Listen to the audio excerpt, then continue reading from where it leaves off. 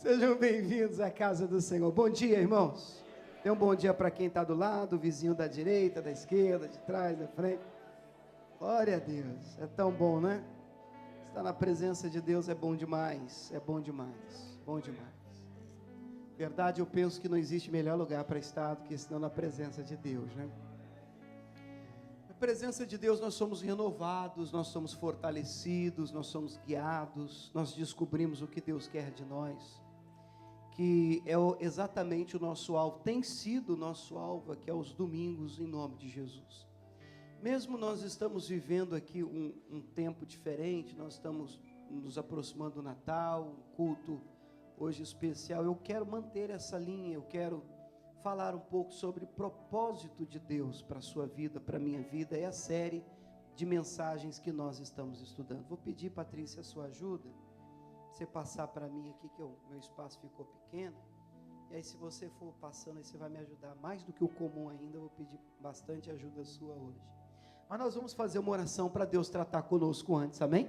Sentado, você pode fechar os olhos, aí onde você está. Senhor Jesus, o que nós queremos ouvir agora é a Tua voz, é a Tua palavra. Livra-nos, Deus, de qualquer outra voz que não seja a Tua. Livra-nos, meu Pai, da voz religiosa, institucional, humana, da razão humana. Nós queremos a revelação pura do céu, queremos a palavra que vem para arder o nosso coração, que vai nos dirigir, vai tratar conosco e vai fazer com que essa pessoa saia daqui realmente para pensar no que ouviu. Eu peço ao Senhor uma palavra que produza mudança, e eu quero pedir ao Senhor uma palavra Tua, em nome de Jesus. Diga: Pai, fala comigo através da Tua palavra, é o que eu lhe peço, para a glória do Teu nome. Quem crê, diga amém. Vamos aplaudir-lhes novamente, que Ele merece, né? Estamos falando sobre o propósito de Deus para a nossa vida. Você pode passar esse, Patrícia? Tudo só faz sentido em Deus. Nós começamos aqui, porque quando a gente fala de plano, de projeto e de propósito de Deus para a nossa vida, olha aqui um minutinho para mim, para você não se perder. Nós temos de partir do ponto, obviamente, estamos numa igreja, e eu acredito que todos nós aqui cremos na existência de Deus. Amém ou não? Amém? Então nós estamos num ambiente propício para isso, né? As pessoas aqui acreditam no Senhor. Agora, eu também gostaria de chamar a sua atenção para a maneira como se crê em Deus. Porque a Bíblia Sagrada diz assim: crês tu em Deus, faze bem. Até os demônios creem e estremecem. Então, acreditar na existência de Deus, por acreditar, o inimigo também acredita que Deus existe, mas não é esse acreditar que vai nos trazer a graça, a unção, a bênção, o milagre de Deus sobre a nossa vida. O que vai realmente atrair o favor de Deus para nós é um acreditar de ter fé de que Ele pode fazer algo por nós, de que Ele tem poder para mudar a nossa vida e nos abençoar de uma maneira especial. Então, quando a gente fala de propósito, nós precisamos entender, eu até no primeiro dia do culto que nós estávamos falando sobre essa série de propósito de Deus, eu trouxe para vocês, não sei se vocês lembram, a foto de um abridor de latas daqui. Você lembra disso? Um negócio muito esquisito, desculpa os irmãos aqui, um negócio que eu demorei para descobrir para que servia, um negócio estranho, nunca tinha visto aquilo na minha vida. Eu importei aquele do Brasil, aquele da orelhinha, e você vai fazendo força e deixando cheio de rebarba, né? Aquele lá eu sabia usar. E quando eu lembrei aquilo, creio que o próprio Espírito Santo faz a gente lembrar, eu disse, puxa vida, como é ruim quando você não sabe para que uma coisa serve, para que algo foi criado. A mesma coisa pode ser aplicada a cada um de nós. Existe uma utilidade na sua vida da parte do Senhor. E é muito ruim, eu vou dizer de novo, mas muito ruim passar por essa terra sem saber para que você foi feito. O que é que o Senhor espera de você? Obviamente, isso só será respondido a partir do ponto que você acredita que foi Deus que te fez e você tem um Criador. Se você não acredita em Deus, ou não acredita que você veio, você tem um Criador, e acredita diferente, pensa que você é a obra do acaso. Então, realmente eu não tenho muito como lhe ajudar. A gente só pode trabalhar com suposições. Quando a pessoa não acredita em Deus, não acredita num Criador que o fez, ele trabalha com suposições e ele faz o seu propósito. Ele mesmo cria os seus alvos, as suas metas. Isso é um problema. Vou dizer para você por quê. Porque atingidas essas metas, outras precisam ser criadas. E aí, atingidas outras precisam ser criadas. E a vida de quem realmente não tem um sentido em Deus, é uma vida de, puxa, eu nasci para, eu quero me formar, aí ele se forma. Então, eu preciso criar agora outra coisa, porque senão perde o sentido. Senão a vida perde o sentido. Eu acredito que Deus tem um sentido para mim, Deus tem um sentido para você, um projeto que, carinhosamente, nós estamos chamando durante essa série de mensagens de propósito divino para a sua vida. Diga glória a Deus. Na semana passada, você pode passar, Patrícia, nós vimos a história de Mefibosete. Não sei se você lembra desse nome. E entendemos aqui, se eu pudesse dar um título, até mudaria o título. Eu daria o título Saindo de Lodebar. O que é Lodebar? Lodebar foi o lugar de onde Mefibosete saiu. Essa é uma mensagem que está disponível depois na página lá do nosso Facebook. Depois você pode, se quiser, uma palavra que me abençoou, mesmo eu pregando, né? Mas é uma palavra que me abençoou, porque Lodebar não é necessariamente um lugar físico. Lodebar pode ser uma fase na sua vida que você está passando. A palavra Lodebar significa lugar de sequidão.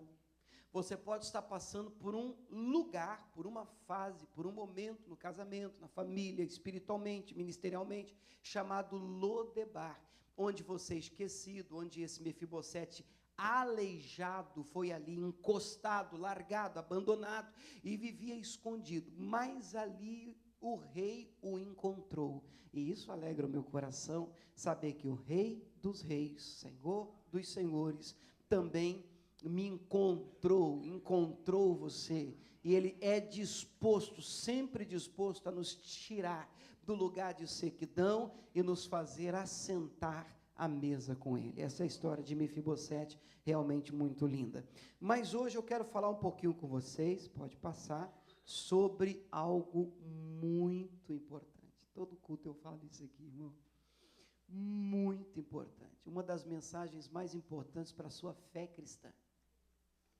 Quando a gente fala de propósito de Deus para a nossa vida, é importante você entender a lei da ação e reação. Porque uma pessoa que é dirigida por Deus não é uma pessoa que toma decisões tendo por base reações. Uma pessoa que é dirigida por Deus é uma pessoa que normalmente age e não reage.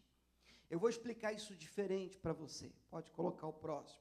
A Bíblia diz em Romanos 8,14, você pode ler comigo em voz alta, o seguinte: porque todos os que são guiados pelo Espírito de Deus, esses são filhos de Deus. Vamos parar um pouquinho para a gente digerir a informação. Existem alguns textos na Bíblia que nós estamos proibidos de passar por eles assim de qualquer jeito. Nós precisamos meditar, parar. Vamos analisar essa afirmação do Espírito de Deus. A afirmação é todos.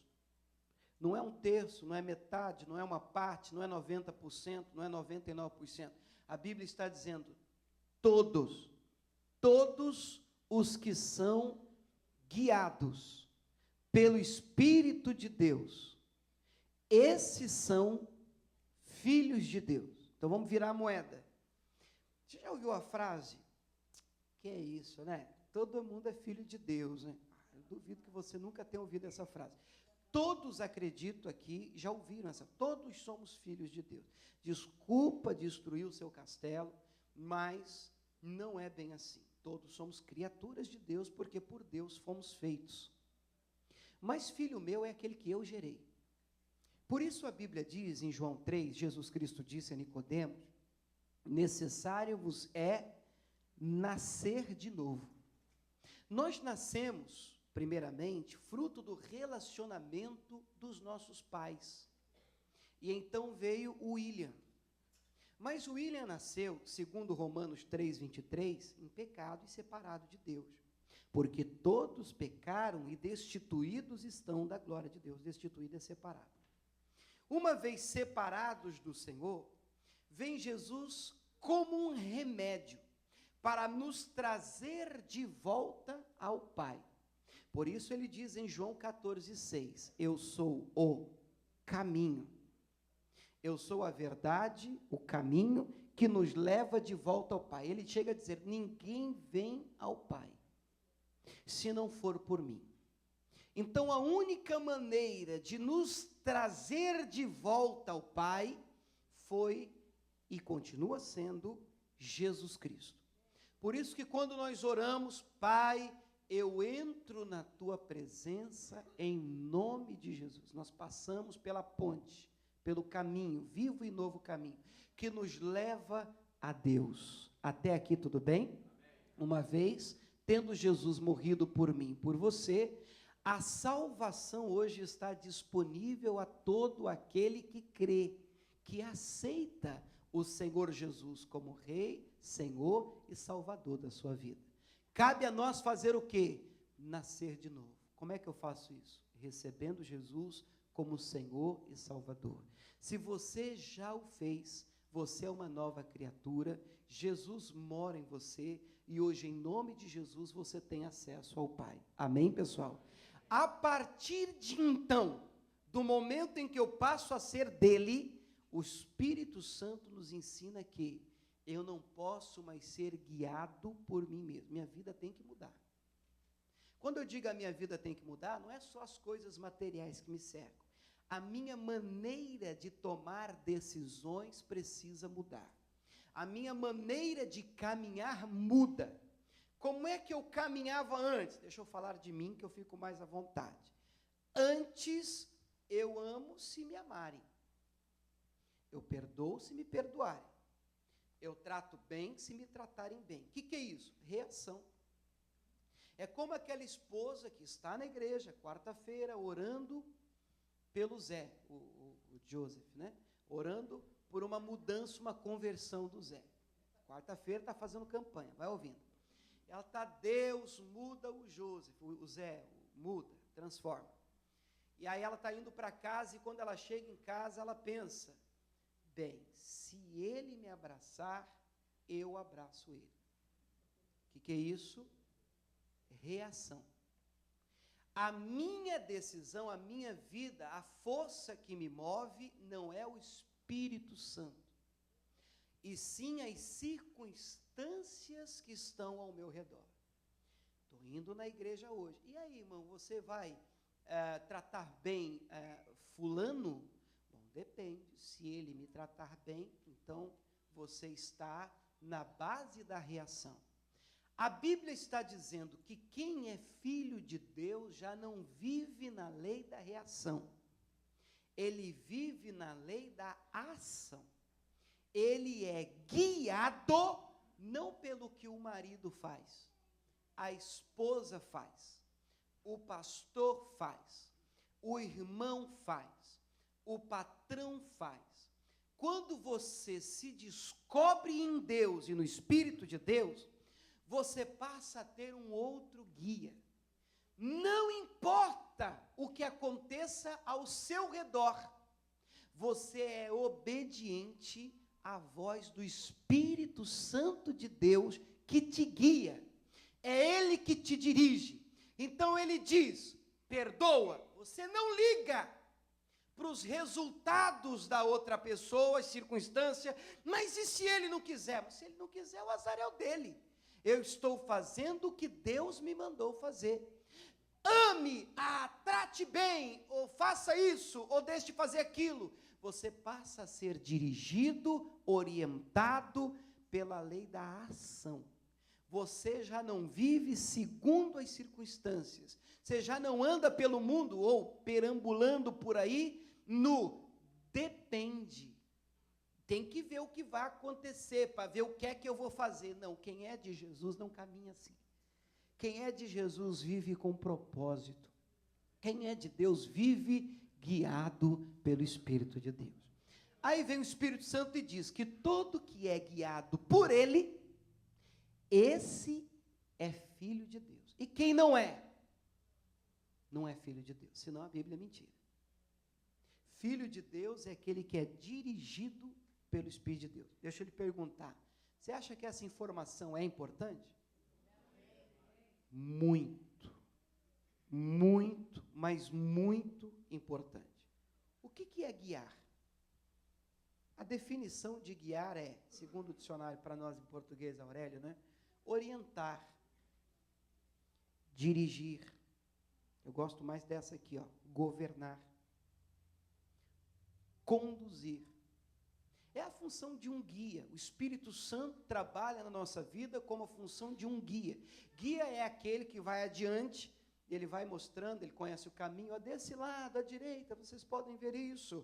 Deste lado, à esquerda, vocês podem ver aquilo. Na frente. E agora? Agora todo mundo para cá. E agora? Agora todo mundo para lá. Esse é o guia, ele conhece o caminho. Você poupa tempo, esforço, quando você é bem guiado. Olha a notícia boa que eu te dou. Não existe guia melhor do que o Espírito de Deus na vida do cristão. Ele vai adiante da sua vida, ele conhece o caminho, e se você deixar, você tem que deixar. Porque tem gente que não deixa. O guia, vamos para cá. Eu não estou afim, eu quero ir para cá. Tem gente que vive assim. E para lá, o que tem? Sou curioso, eu quero ir para lá. E aí sofremos porque não nos permitimos dirigir. Ser guiado é uma atitude de confiança. Você tem que confiar naquele que está guiando. Uma confiança no Espírito de Deus, uma confiança no próprio Deus. Amém, pessoal? Deixe o Senhor guiar a sua vida em todas as áreas. Então surge a pergunta da mensagem de hoje. O que ou quem te guia? Você tem sido guiado pelo quê? Qual é a força que te faz mexer? Se é que você entende a pergunta. Você quer o que quer por quê? Estou confuso? Não? Veja bem, tem gente que quer vencer na vida para esfregar na cara de alguém que disse que ele não venceria. Duvida? Tem gente que é capaz de fazer uma faculdade inteirinha, porque alguém um dia disse para ele que ele não seria capaz. E ele está que ele é capaz. Então ele é capaz de levar uma vida inteira. A força que faz ele levantar cedo e pôr a cara no livro é a foto daquele cidadão que vem na cabeça e diz, mas ele vai ver. Tem gente que é capaz de abrir uma empresa só para mostrar, é a força que faz ele trabalhar, é a empresa do vizinho. Acho que não. Você acha que não? Irmãos, tem gente que é capaz de se doar até dentro de uma igreja para mostrar que eu também posso. Quem ele pensa que é? E se essa é a força que te conduz, amigo, você não é um filho de Deus. Ai, desculpa, já saiu assim, automático, estou pregando. Por quê? Porque a minha Bíblia diz que só quem é guiado pelo Espírito de Deus é que é filho de Deus. Eu não sei qual é a força que te conduz, eu não sei qual é o combustível, por que você faz o que faz, por que você levanta cedo, por que você se esforça tanto para alcançar algo. A resposta tem que ser, porque você tem uma promessa de Deus, uma palavra de Deus, uma direção de Deus, porque Deus te mandou fazer o que você está fazendo. Se a resposta for qualquer outra, você está em apuros, amigo. E a sua vida não é uma vida de propósito divino. A sua vida é para agradar alguém, ou a sua força, o seu combustível não é do Senhor, é maligno. E eu separei hoje, com a sua permissão, algumas coisas, e aí nós vamos tratar disso nessa manhã, que não podem dirigir a nossa vida. Isso não pode ser combustível. E aí eu vou te fazer um pedido. À medida que eu for falando disso, eu gostaria que você pensasse em você. Por quê? Porque de vez em quando a gente tem assim uma tentação tão forte de estar na igreja, ouvir uma palavra e pensar assim, caramba, tudo para o meu marido. Que ele tinha que estar aqui, o pastor está gravando isso, eu preciso levar isso para ele. Mas isso é a cara dele. Então não se escuta uma mensagem pensando nos outros, irmãos. Se escuta uma palavra, se recebe uma palavra pensando em você. Deus, qual é a força que tem me dirigido? Deus, qual é o combustível que tem alimentado as minhas decisões? Eu separei 4, mas eu podia fazer uma lista de 20. É que não dá, senão a gente faz uma vigília aqui. São 4, só para preparar o coração e para te dar uma ideia do que não pode ser motivação no seu coração, força para você levantar cedo e botar para quebrar, tudo bem? Primeiro, vamos ler os 4? Algumas pessoas são dirigidas pela culpa. Daqui a pouco a gente vai ver uma por uma. Você não pode se deixar levar, dirigir por uma sensação, por um sentimento de culpa, não pode. O que mais? Pelo medo. Muitas pessoas são dirigidas pelo medo. Vou te explicar para você daqui a pouquinho como. 3, dirigidos pelo materialismo. Meu Deus do céu, aqui então. Gente que o alvo, o gol dele, a vida dele é o ter. Daqui a pouco a gente chega lá. Dirigidos pela vontade de agradar a todos. De todos aqui é o que eu acho que eu preciso mais mostrar para você, porque dentro do propósito, se Deus tem um propósito na sua vida, eu vou te falar uma coisa, vou pedir para você olhar aqui para mim, isso aqui é importante. Deus tem um propósito para a sua vida, você crê que Deus tem? Um dos sintomas mais claros de que uma pessoa está perdida e vagando e perambulando pelo mundo é que ela quer agradar a todo mundo. Esse é um sintoma mais claro que ela está doente no propósito divino. É um sintoma mais claro de que ela não sabe o que veio fazer nessa terra. Ela está aqui, alguém diz, é para lá, oh, é para lá, agora é para cá, oh, é para cá, está dançando quadrilha. Mas quando a pessoa tem noção do que Deus quer dela, ela traça o objetivo, ela sabe o que Deus quer que ela faça. Ela diz, o meu gol é aquele ali, é o meu alvo, é a minha meta. Oh, você tinha que fazer isso. Eu sei, bacana. Mas o que eu tenho que fazer é o que Deus me mandou fazer. Ponto. E acredite em mim, você nunca será capaz, nunca vai conseguir fazer o que todo mundo quer que você faça, viu? É melhor que você escolha obedecer logo a Deus, você fica louco, passa por essa terra sem viver o projeto de Deus para a sua vida, na expectativa de que todo mundo goste de você, o que é impossível de acontecer. Simplesmente impossível de acontecer. Amém? Então vamos no primeiro. Dirigidos pela culpa. Conhece os dois? Tem uma noção? Só de olhar assim, crente bate o olho, já identifica, né? Gênesis capítulo 4, pode deixar essa imagem mesmo, e eu vou ler um pouquinho a Bíblia aqui agora, amém? A história de Caim e Abel, a primeira família da terra. Se você tem a sua Bíblia aí, você não precisa colocar o versículo que eu vou ler aqui, e os irmãos podem acompanhar na Bíblia. Gênesis capítulo 4, versículo 1, diz assim: conheceu Adão a Eva, sua mulher, e ela concebeu, ela ficou grávida, e teve Caim. E disse, alcancei do Senhor um varão, um homem. E teve mais o seu irmão Abel. Abel foi pastor de ovelhas e Caim lavrador da terra. Algum problema até aqui? Caim foi lavrador da terra e Abel foi pastor de ovelhas. Nenhum problema.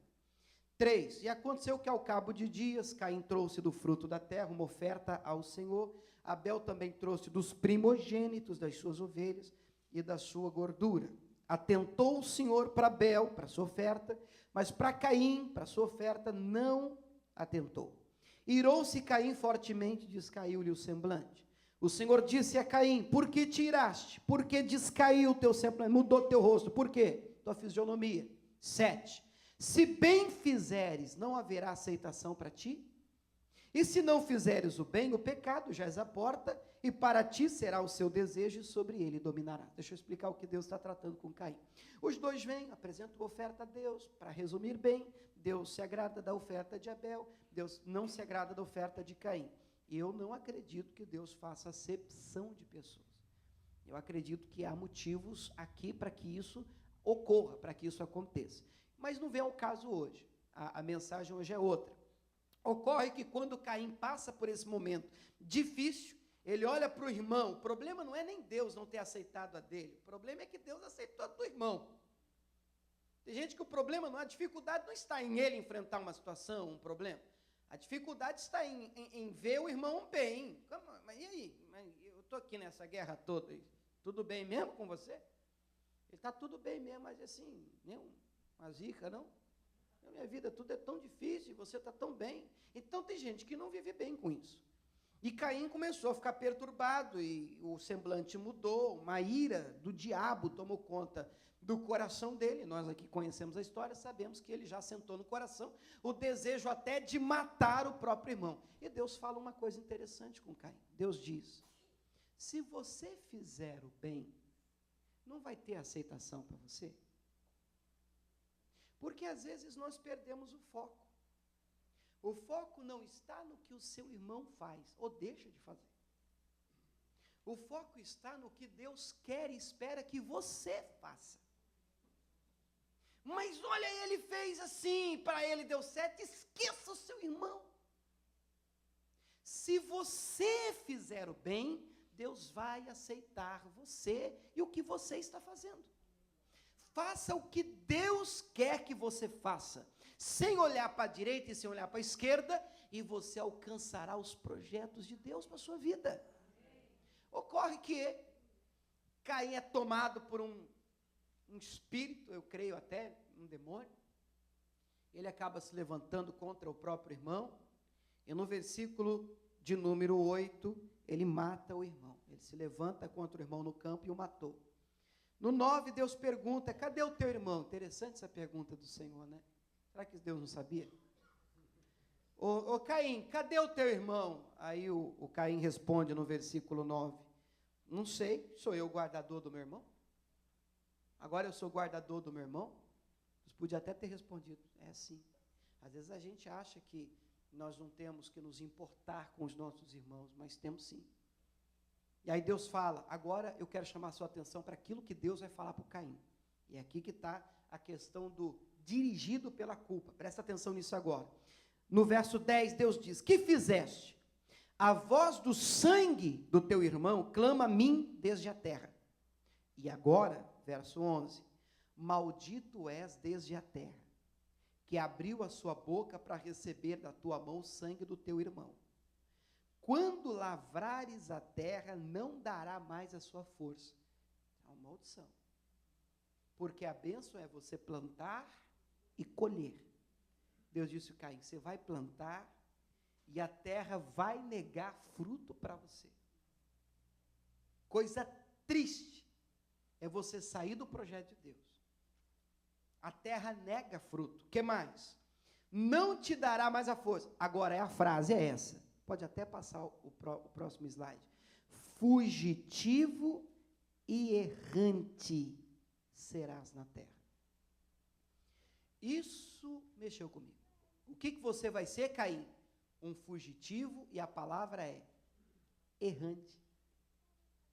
O que é um errante? É uma pessoa que sai por aí, você sabe, tem gente que vive assim, né? Ele sai por aí sem saber para onde está indo, o que vai fazer, onde vai ficar, como vai viver, perambulando por aí. A frase é sem propósito, objetivo, alvo, gol, meta, completamente perdido. E assim, muitas pessoas estão passando pela terra, errantes. Por quê? Porque estão sendo dirigidos pela culpa do que um dia fizeram. Agora preste atenção, porque nós estamos numa igreja onde Jesus reina. Eu realmente não estou aqui para fingir, ou ludibriar, ou maquiar a mensagem, não posso. Errar é muito ruim. É bom que ninguém erre, que ninguém peque. Mas a Bíblia diz que se pecarmos, nós temos um advogado junto ao Pai, pessoal. Como é que é o nome dele, gente? Jesus de Nazaré. E a Bíblia diz, em primeira carta de João, que ele é fiel e justo para nos perdoar de quantos pecados? Todos os pecados. Então você não precisa viver errante por aí, carregando com você uma culpa de algo que aconteceu lá atrás. Não permita que a culpa seja a força motora das suas decisões. Estão compreendendo a mensagem? Dirija a sua vida. Eu me sinto tão culpado. Você sabe que tem gente que a gente atende, irmãos? No Brasil até ouvi mais isso. A pessoa diz assim, pastor, fala com Deus aí, porque o senhor está mais assim com ele. E eu me sinto assim, mas tão ruim, tão ruim, tão ruim. Para com isso. Gente assim não tem decisão de oração, gente assim não consulta Deus, gente assim, você sabe, tem gente que até evita ler a Bíblia, né, pastor, nem pego muito assim, sabe, porque acha assim que eu sou tão, né, tão não merecedor. Eu venho no culto e fico assim, imagina que Deus vai olhar para mim. Mas isso não pode dirigir sua vida. Você não pode andar pela terra desse jeito. Você vai passar pela terra errante, sem objetivo, sem propósito divino na sua vida. Por quê? Porque ainda que algo lá atrás tenha acontecido, eu vou até além, ainda até que você tenha sido culpado. Ainda que você tenha errado mesmo. Você não acredita na misericórdia divina? No poder de Deus que te levanta, te perdoa, te purifica e faz de você uma bênção? Caim matou uma pessoa. Mas saiu errante por aí, eu não vejo Caim dizendo, me perdoe, em nenhum momento. Agora, Moisés também matou uma pessoa, você sabia disso? Às vezes ninguém prega, mas Moisés matou.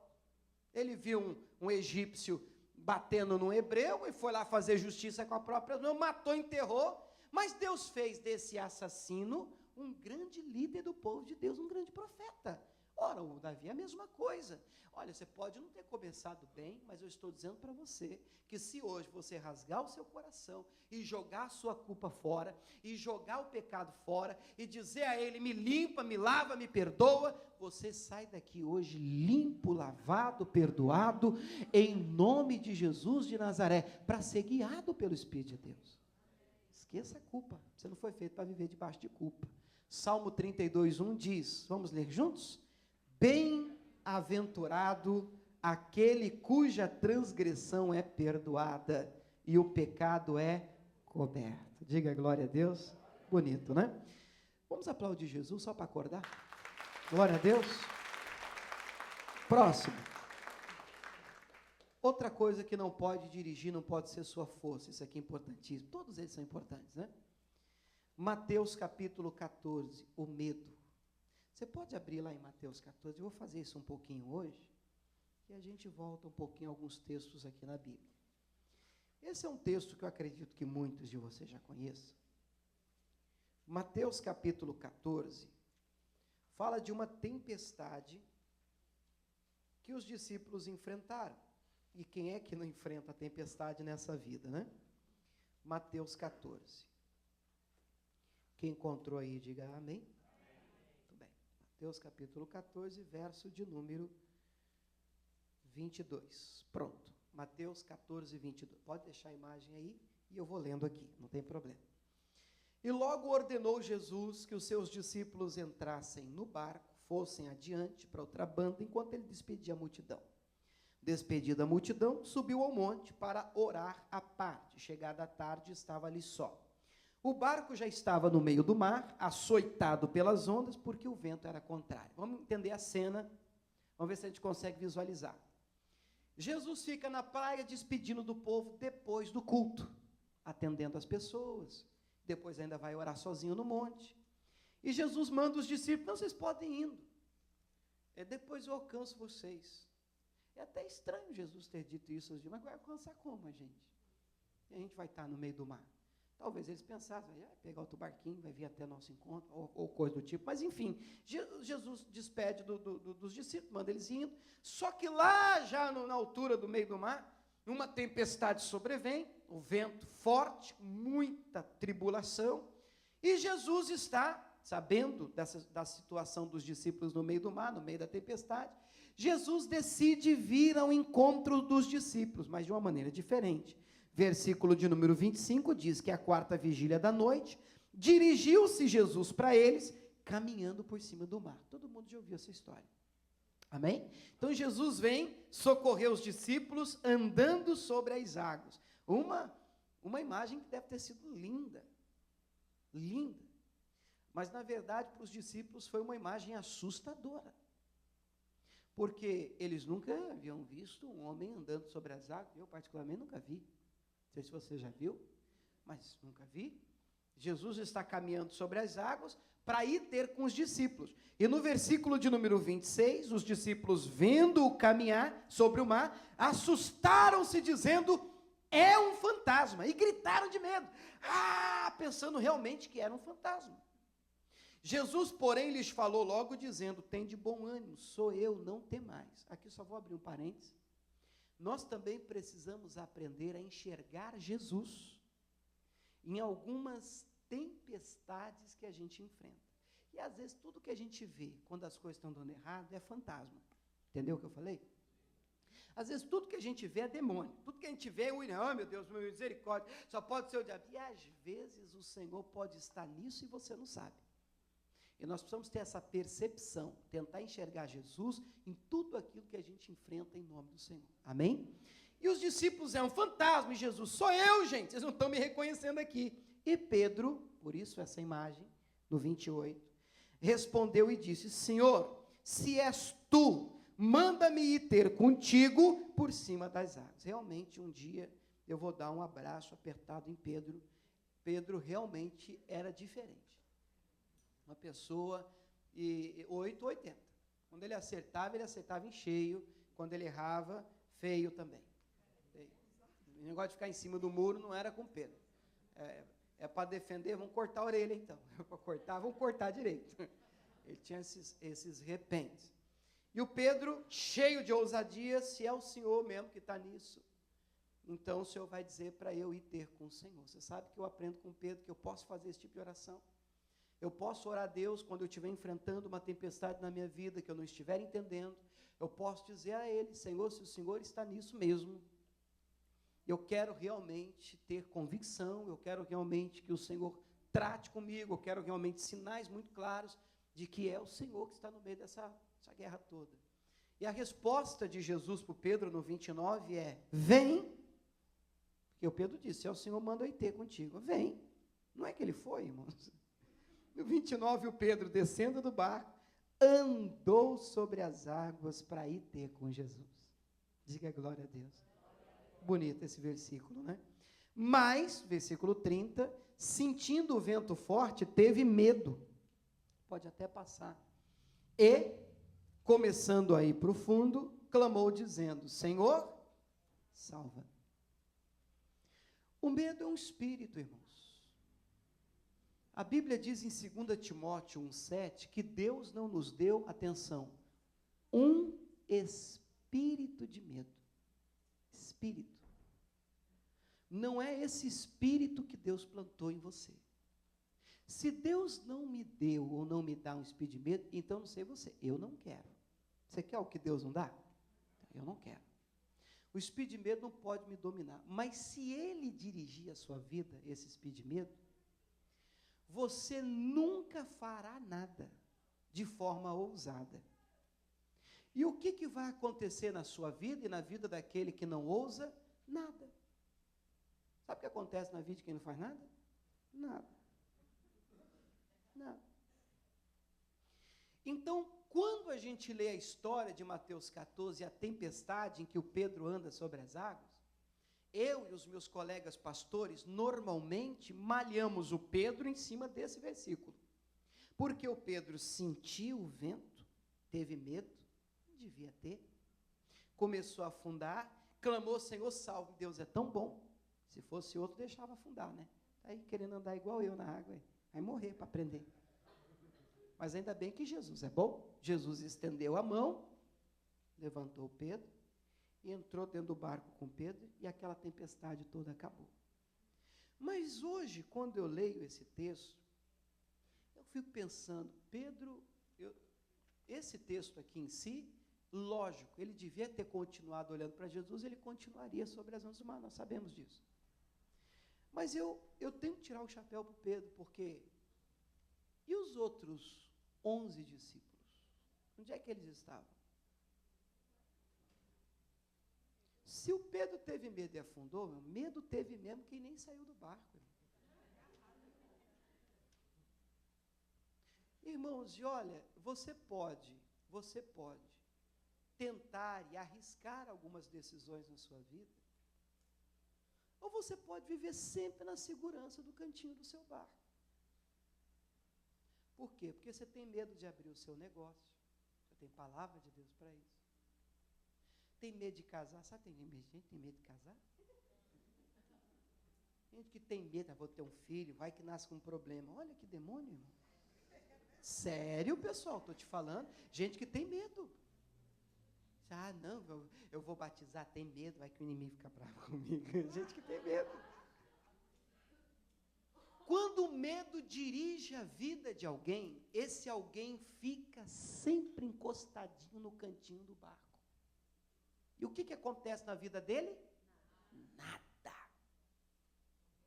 Quais as experiências que ele tem para contar? Nenhuma. De todos os discípulos, só Pedro pode dizer, eu andei sobre as águas. Eu andei. Deu uma dica depois, o mestre me ajudou. Mas eu andei. Ora, irmãos, quantos de nós, puxa vida, não é toda hora, às vezes nós precisamos de uma mão do Senhor, mas eu tentei, mas eu deixei a segurança do meu cantinho do barco, e eu tentei, e Senhor, eu estou na luta, eu estou na guerra. Agora, às vezes nós erramos, às vezes precisamos de suporte, às vezes precisamos do braço do Senhor, às vezes precisamos da mão de Deus para nos trazer de volta para o barco, mas por causa de medo você vai deixar tentar. Por causa de medo, você vai deixar de desfrutar de grandes experiências com Deus. Não faça isso. Não faça isso. Não permita que o medo dirija a sua vida. Amém? Próximo. Outras pessoas são dirigidas pelo materialismo. Em Mateus 19, a Bíblia conta a história do jovem rico.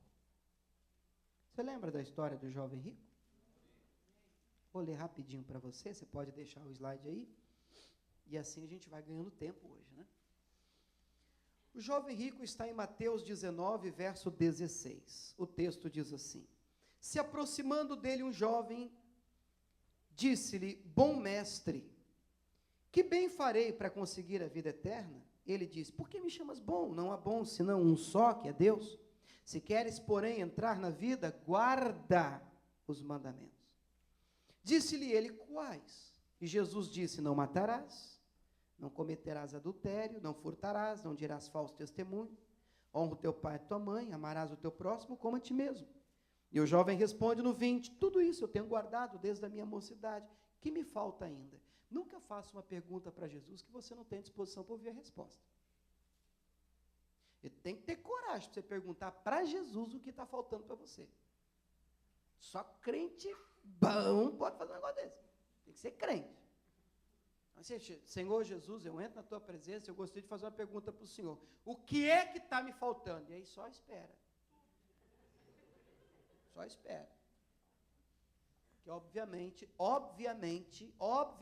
ele vai apontar as nossas faltas.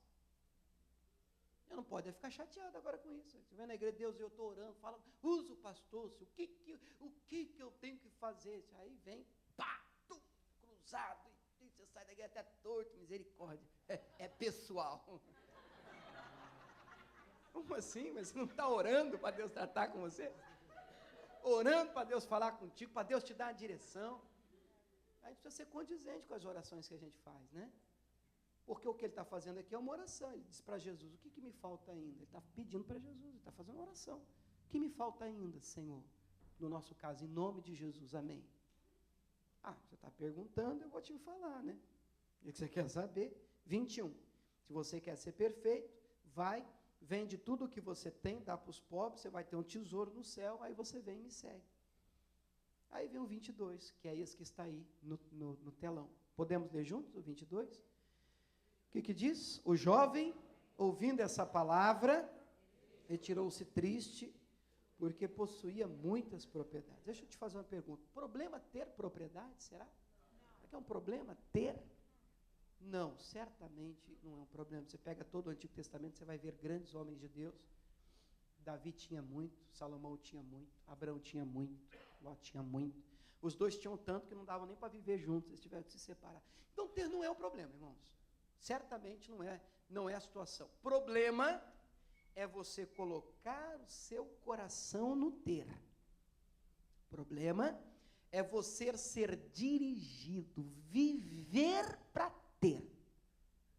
Você fazer disso a meta da sua vida. Minha meta, pastor, o propósito pelo qual eu nasci é juntar 1 milhão. Esse que eu nasci para isso. E aí você fica igual um doido para juntar, para ter, para conquistar.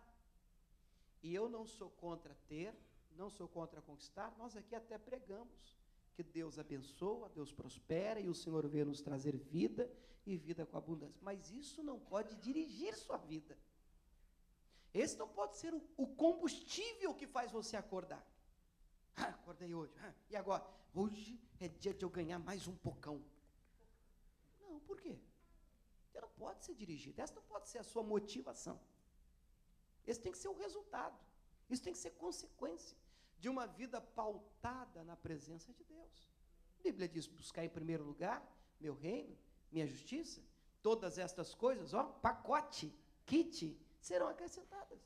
Isso tem que ser acrescentado. Isso é um pacote que faz parte daquele que prioriza o que Deus está mandando você fazer. Se você for pautado no que Deus manda fazer, tenho absoluta certeza, Deus proverá para si o cordeiro. Deus te abençoará. Não vai faltar. Ele faz você crescer, Ele abençoa você, mas você não pode ser dirigido para ter. Algumas pessoas são dirigidas assim, pode passar, porque eu entendo, eu acho, estou falando agora é meu acho, então você pode ficar com isso ou jogar fora. Porque o que eu acho, na verdade, não vale nada. Mas eu vou dar minha opinião, já que eu estou falando aqui com vocês. Eu penso, eu acho, que tem gente que acredita que tendo, ele vai ter segurança. Não, porque se a gente juntar bastante, aí nós vamos estar seguros. Equivocadamente. As pessoas perdem grandes fortunas da noite para o dia, num abrir e fechar de olhos, pelos mais diversos motivos do mercado financeiro. Nós temos exemplos no Brasil e fora do Brasil de pessoas que eram milionárias e acordaram na outra semana pobres. Por quê? Porque perderam tudo, o investimento, alguma coisa aconteceu, o mercado mudou. Os motivos são os mais diversos. É um engano você achar que porque tem bastante dinheiro está seguro. Segurança só se tem quem crê em Deus. Só. Eu não estou dizendo que é ruim ter, é bom ter. Dinheiro é uma bênção. Se ele não dominar a sua vida, se ele não dirigir você, se ele não guiar você, se você for senhor dele, ele é uma bênção para a sua vida. Mas não ache que tendo ele você está protegido. Amém, pessoal? Bom, em 1 Coríntios 15, 9, a Bíblia diz, se esperamos em Cristo só nessa vida, o que diz o texto? Somos os mais miseráveis de todos os homens. Esperem Deus só aqui, porque tem um negócio aqui a juntar, para com isso. Aí nós somos os mais miseráveis dos homens. Em Mateus 6, Jesus disse no verso 20, ajuntai tesouros no céu. Eu gostaria que você pensasse nessa frase, tá? Não sei como é que está a sua conta aqui, mas como é que está a sua conta no céu? você tem algo guardado, você juntou já um dinheirinho lá em cima, você está entendendo a linguagem ou não? Há um tesouro, você tem algo guardado no céu, onde nem a traça, nem a ferrugem consome, os ladrões não minam, porque onde estiver o vosso tesouro, aí estará também o vosso coração. Amém? Não seja dirigido pelo materialismo. Próximo, último, para a gente poder orar e terminar. Dirigidos pela vontade de agradar a todos. Para mim, o sintoma mais claro de que a pessoa está perdida e perambulando pela terra. Ela tira para todo lado para ver se um pega. Tem gente que vive assim. Tem gente que passa por essa terra desse jeito. Pode até passar. Em Mateus 6,24, a Bíblia diz que ninguém, Jesus disse isso, pode servir a dois senhores. Eu aprendi uma coisa pregando, irmãos. Chega num momento da vida cristã, quando você começa a crescer espiritualmente, em que você precisará tomar uma decisão. Mas você entenda o que eu estou te falando aqui agora. Chega um momento em que uma espécie de bifurcação, a gente se encontra diante de uma espécie de bifurcação. E aí você tem que optar. Ou você decide levar uma vida guiada pelo Senhor para agradar a Deus. Ou você entra do outro lado da bifurcação. Senhor, eu vou tentar agradar todo mundo. Só que você começa a se distanciar dos projetos de Deus para a sua vida. Tentando agradar todo mundo. Está dando para você entender o que eu estou falando? E nós não podemos viver assim. É impossível fazer tudo o que as pessoas querem que você faça. Em Atos 20 e 24, esse é um versículo que eu até contei esses dias aqui, que a Camila me deu, e falou muito diferente ao meu coração, muito especial. Vamos ler juntos? Você pode ler comigo? Atos 20 e 24?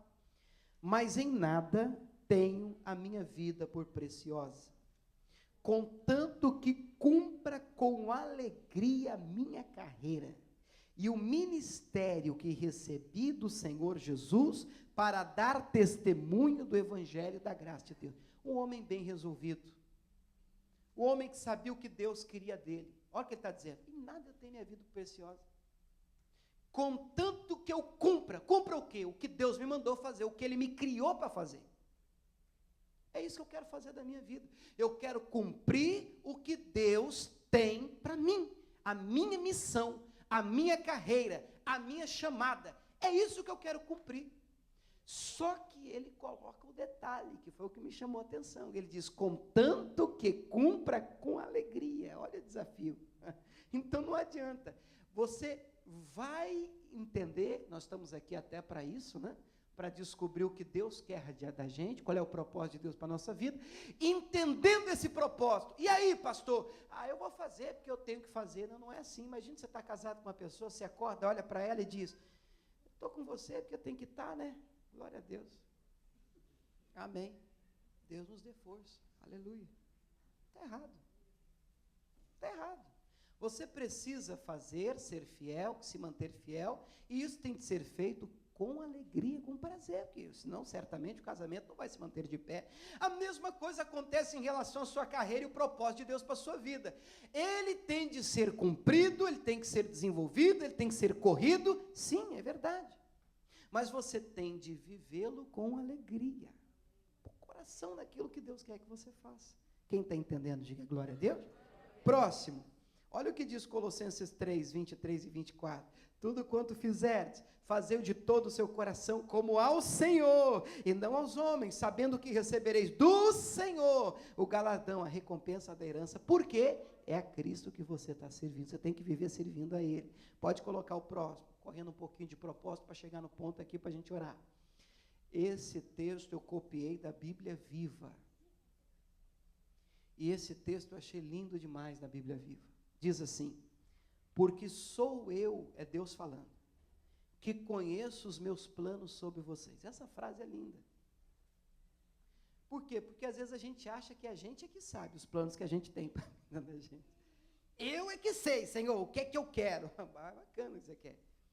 Mas olha o que Deus está dizendo. Sou eu que conheço os propósitos para a sua vida.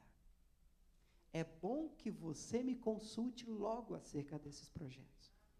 porque sou eu que sei, eu que conheço os planos para você. Não é você. Não é a criatura que sabe para que foi criada. Ela precisa consultar o Criador e vai entender para que foi feito. Amém? Pode colocar o próximo. Então surge a pergunta novamente: o que é que tem dirigido a sua vida? Medo? Materialismo? Você está com isso no seu coração? Esse é o seu combustível? Pode colocar o próximo. Qual é a força que tem movido você?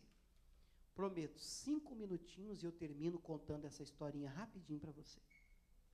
E eu gostaria que você, eu vou contar a historinha, mas eu gostaria, no final, vou te fazer uma pergunta. A pergunta que eu vou fazer é: qual é a força que está por detrás das decisões que foram tomadas? Você vai me dar a resposta, para ver se você entendeu a historinha. Amém? A história é rapidinha, a história de Raquel. Essa história está em Gênesis, a partir do capítulo 30. Pode passar o próximo. No capítulo 30, no verso 1, vamos ler? Vendo, pois, Raquel que não dava filhos a Jacó, teve Raquel, o quê? De novo? Inveja de sua irmã. E disse a Jacó: me dá filho, senão eu morro. Encostou Jacó na parede. Jacó até ficou bravo com ela. Eu sou Deus? Agora para você falar assim comigo? Mas ela tinha inveja da irmã, porque a irmã tinha vários filhos e ela não tinha filhos. Ainda hoje, quem não produz tem inveja de quem produz. Mas esse é um sentimento maligno. Agora eu não estou falando de filho propriamente, eu estou falando de frutos, porque nisso é glorificado meu Pai, que está nos céus, em que deis muito fruto, e assim sereis meus discípulos. Mas ela queria muito ter um filho, no caso de Raquel era filho mesmo. Então você pode colocar o próximo, no capítulo 30 ainda, no verso 22. Que bonito esse versículo 22, irmãos. Lembrou-se Deus de Raquel, e Deus a ouviu, e abriu a sua madre. Amém? Bonito, né? Deus se lembrou de Raquel. E ela ficou grávida, ela concebeu, teve um filho e disse: tirou-me Deus a minha vergonha. E no 24, uma coisa interessante, porque ela chamou o nome do filho de quê? José, dizendo o quê? O Senhor me acrescente outro. Outro filho. Olha, irmão, quantas mulheres eu tenho, quantas mães, mulheres, mães, tá uma balangada, igual Mato Grossense, tá? Irmão, fala para uma mulher que acabou de ter um filho, parto normal, que aqui não tinha peridural, fala para ela assim: vamos ter outro? Mas fala de longe. Tudo que uma mulher, não, no momento do parto, o quê? É que depois passa, esquece e tem outro. Mas na hora não. Agora olha como é que está o coração de Raquel. A disputa está tão séria. A força que move Raquel, eu não posso perder para minha irmã. Como é que é assim? Ela tem 10 e eu, agora que eu estou tendo um. Então na hora que sai, que sofrimento, parto normal, sai o José, diz assim: Deus vai chamar José, porque, Senhor, me dá outro, me dá outro. Que isso? Que isso? Que mulher é essa? E o próximo, pode colocar, capítulo 35. Vem outro. No 16, a Bíblia diz: partiram de Betel, havendo ainda um pequeno espaço de terra para chegar a Errata. Teve um filho, Raquel, e ela teve trabalho no seu parto. O parto foi complicado. E aconteceu que, tendo ela trabalho no seu parto, disse a parteira: não temas, porque esse filho você vai ter também. E aconteceu que, saindo-lhe a alma, porque morreu no trabalho de parto, Raquel morreu. Chamou o seu nome Benoni, mas o seu pai chamou Benjamim. Assim morreu Raquel, foi sepultada no caminho de Errata, que esta é Belém. Eu olho para essa história, eu não posso, pode até colocar o próximo, eu não posso realmente ser, eu vou usar de presunção, mas eu vejo o perigo, sabe, irmãos, de você ter outra força dominando você. E eu queria só te fazer uma pergunta, você pensar na pergunta, tá? O problema não é você querer um filho, isso é lícito. Que aqui no caso era o que ela queria. A questão não é essa, a questão é por que você quer o que quer. Você pode ter um carrão? Pode. Pode ter uma casona? Pode. 2, 3, 5, 10, quantas você puder ter. Mas a pergunta não é se você pode, a pergunta é por que você quer? Você quer por quê? Por quê? Se o seu vizinho comprou, você não pode ficar para trás? Que o patrão tem? Porque você está ficando para trás na linha? Então, não pode, você não aceita uma coisa dessa? Essa é a força da motivação dos seus pedidos a Deus? Por isso que você quer gerar, que é para todo mundo se esfregando na cara dela, que você também é capaz de ter? Se essa é a força que te motiva, você não está bem. Totalmente desviado dos projetos e propósitos de Deus para a sua vida. E a minha proposta para você nessa manhã é, eu vou orar por você, para que você se encontre dirigido por Deus. Tenha tudo, conquiste tudo, vença e seja uma bênção, é o que eu desejo para você. Mas dirigido pela motivação correta. Que o Espírito Santo, que a palavra de Deus, seja o combustível que te faça acordar e lutar todos os dias, atrás das promessas que Deus deu para você, em nome de Jesus. Amém? Você pode aplaudir Jesus por essa palavra?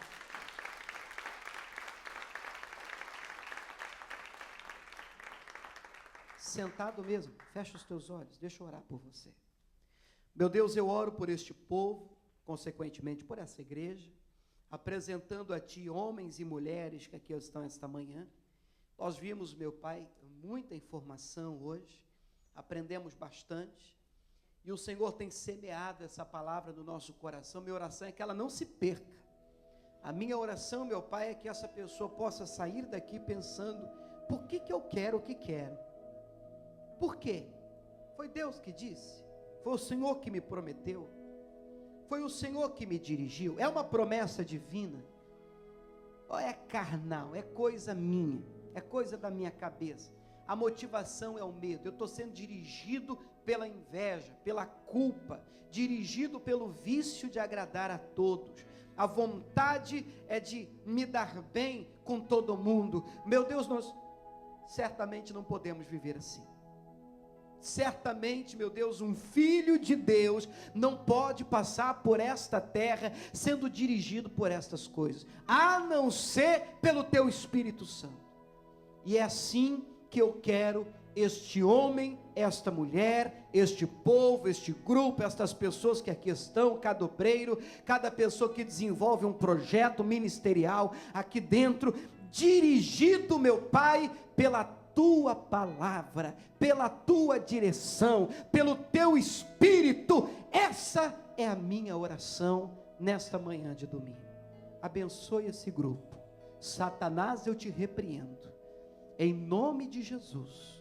Você que quer tirar esta pessoa dos trilhos da direção de Deus, e plantar a inveja, plantar a ira, plantar a disputa, nós não estamos aqui para disputar nada, nós não estamos aqui para ser melhor do que o outro, nós estamos aqui para servir a Deus, para rasgar o nosso coração na presença dEle, e para ser o que Deus nos fez para ser, para fazer o que Deus nos fez para fazer, em nome de Jesus. É a minha oração, a nossa oração. Se você crê, diga amém e aplauda esse Deus maravilhoso. Aleluia.